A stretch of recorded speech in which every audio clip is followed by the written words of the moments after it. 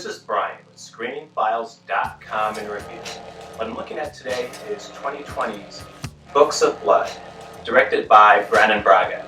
And this series confuses me a little bit at this point, because I originally went into it thinking it's an anthology series, which is to say small episodes combined into one series. And I'm still not sure it isn't that, though having watched what I think is the first episode, which is Book of Blood, based upon the same story by Clive Barker, I'm genuinely surprised by this, if only because it's really good.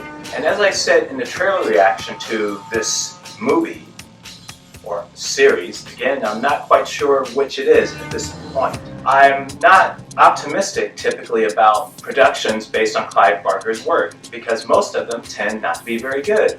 But as I said, this one is quite good. Part of my confusion with Books of Blood is that it has these, I guess, chapters, for lack of a better term. And each one is named after the antagonist slash protagonist of the particular story.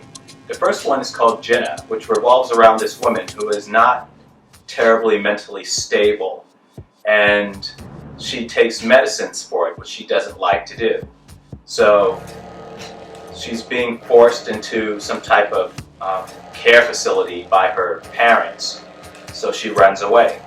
And so she ends up in this small town along the way. Now, I mentioned that she takes drugs for her condition, and this is what's interesting, at least initially in the approach to her. You don't know if what she's seeing is imagined or real. So it's kind of interesting to watch, because you don't quite know what's real and what isn't real revolving around this person. She is the epitome of what you'd call an unreliable narrator. It's through her eyes we're seeing things, and it's just kind of screwed up. It's hard to make heads or tails of it, and that's not an accident. That is quite deliberate, and it's a pretty neat story detail. Though what I didn't mention earlier is that the first introduction to this world revolves around this hired muscle person played by the great Yul Vasquez, who kills a bookstore owner to find the Book of Blood. And so he goes on this journey to do so. And what I enjoy about it, at least I enjoyed a lot more when I thought this was an anthology series, was that characters keep intersecting with each other in interesting ways. So everyone's stories crosses the paths of everyone else's story. So that's interesting. I mentioned confusion earlier because the second story, which is called Miles, is the story Books of Blood. Jenna is not, so it's kind of added on to it, and at first I found that deeply disappointing, by the way, and I'll get back to that a little later.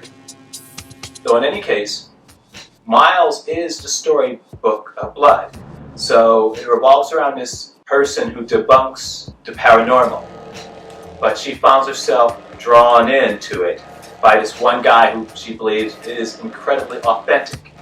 He's not.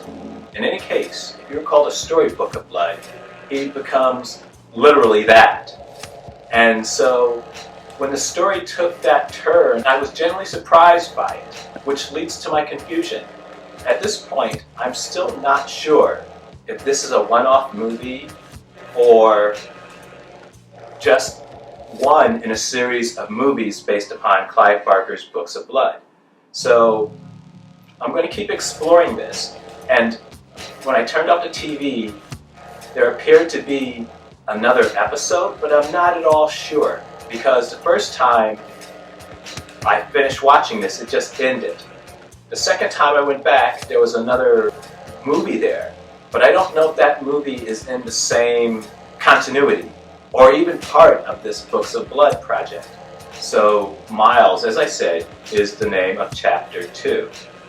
Chapter 3 is Bennett, based on Yul Vasquez's character, as he gets to the town where the paranormal debunker lives, and things get really wonky.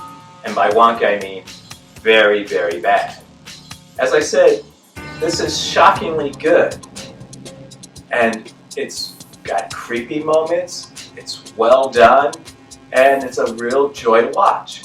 And looking at the credits, I noticed that it was executive produced by Clive Barker. Unfortunately, I don't know what that means. In a sense that an executive producer can be an honorary title almost, in a sense that you get a credit and you get paid, but you don't actually do anything. So I have no idea if Clive Barker played a role in this production, but it's pretty good. As I said earlier too, I was not crazy about the first part, Jenna, because it wasn't bad. And keep in mind something, everything is well acted, great production design. It's an excellent looking series, like Monsterland, which went on to disappoint. In any case, there was a pointlessness to Jenna, and I didn't quite get why it was here. It struck me as if the writers are making movies based on Clive Barker properties who don't understand Clive Barker. But just wait for it, because it pays itself off deliciously.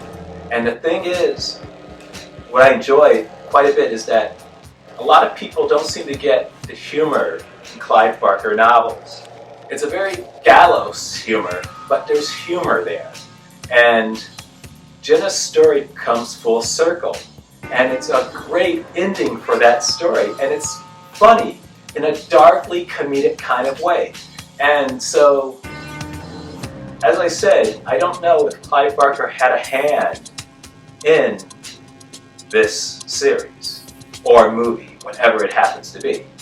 But it feels more authentic to Clive Barker's vision than most movies based on his properties have been.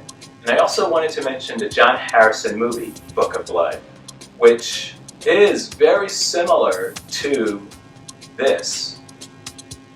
And it has the same runtime, or close to it. I think both run about an hour and 40 minutes and change. Though the thing of it is, I think this version works a lot better, because unlike with John Harrison's movie, there are other things going on. His movie was entirely devoted to the Books of Blood aspect of it, while with this movie, it's broken up. So it doesn't directly revolve around that. So it doesn't feel padded, and John Harrison's movie, in my opinion, felt very padded and overlong. There are other things happening. So when the story based on Clive Barker's Books of Blood comes on, it's the right length, for lack of a better term. It doesn't feel padded, it just kind of flows, and it's not really long. And the thing is, it shouldn't be. So it just works really well. I really enjoyed Books of Blood, and I hope that there are other movies at their core adapting a story from Books of Blood that appear here, because this is one of the best Clive Barker adaptations I've yet to see. It's taut, it's well done, great production values, and it's worth repeating. You might think that Jenna kind of meanders. Don't worry about it. Stick with it. It pays off. Everything just meshes really well. And I think you will really, really enjoy Books of Blood. It's currently on Hulu. And this is Brian with ScreenFiles.com in a review. Do you agree? Disagree? Let me know down below. And as usual, consider a like or a follow.